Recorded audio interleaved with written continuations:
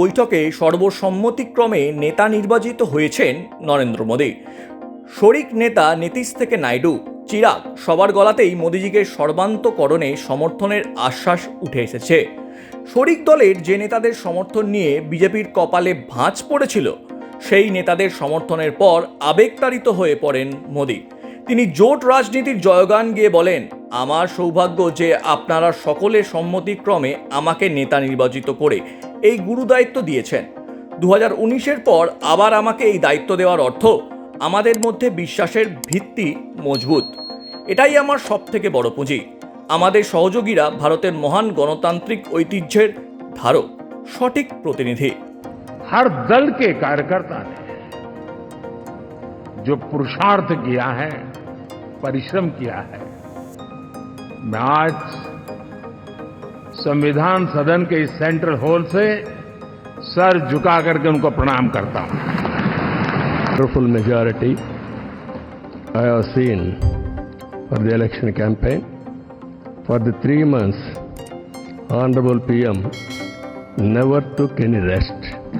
Day and night, he had campaigned, same zeal. He started and ended same spirit. In Andhra Pradesh, we had 3 meetings, public meetings, 1 big rally. It had made a huge difference for winning the elections in Andhra Pradesh. तो इस बार हम देखें कि कुछ इधर उधर कुछ जीत गया है, अगली बार सब हारेगा, हमको पूरा भरोसा। आपने इतनी सेवा की है और उसके बाद इस तरह से हुआ है, तब इस बार फिर जो मौका मिला है, तो इस मौका के बाद आगे अब उन लोगों के लिए कोई गुंजाइश नहीं रहेगा, वो सब खत्म हो जाएगा। आपकी वजह से एनडीए को ये प्रचंड जीत हासिल हुई है, इसका श्रेय आपको जाता है सर। आप ही में वो इच्छा शक्ति थी कि जिसने इतिहास में इस तरीके की प्रचंड जीत को दर्ज कराने का काम किया। ये कोई सामान्य बात नहीं था कि लगातार तीसरी बार प्रधानमंत्री जी के नेतृत्व में एनडीए को इतनी बड़ी जीत मिलती गई।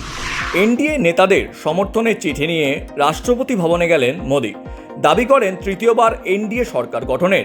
রাষ্ট্রপতি দ্রৌপদী মুর্মুর সমর্থনের চিঠি পেয়ে কার্যনির্বাহী প্রধানমন্ত্রীকে পরবর্তী খবর পর্যন্ত অপেক্ষা করতে বলেছেন।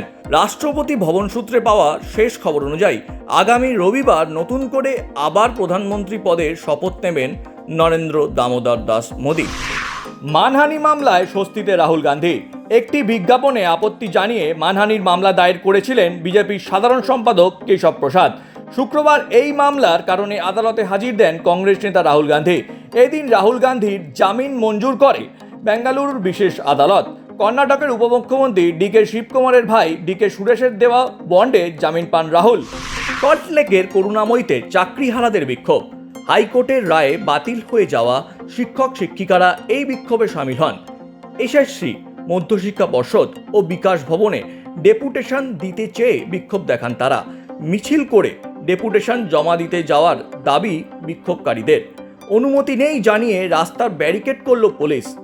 রাস্তায় বসেই স্লোগান বিক্ষোভকারীদের। ইউক্রেনের সমর্থনে রাশিয়া সীমান্তে ন্যাটোর সেনাবাহিনী জমায়েত ঘিরে অস্থির পরিস্থিতি পশ্চিমের দেশগুলিতে।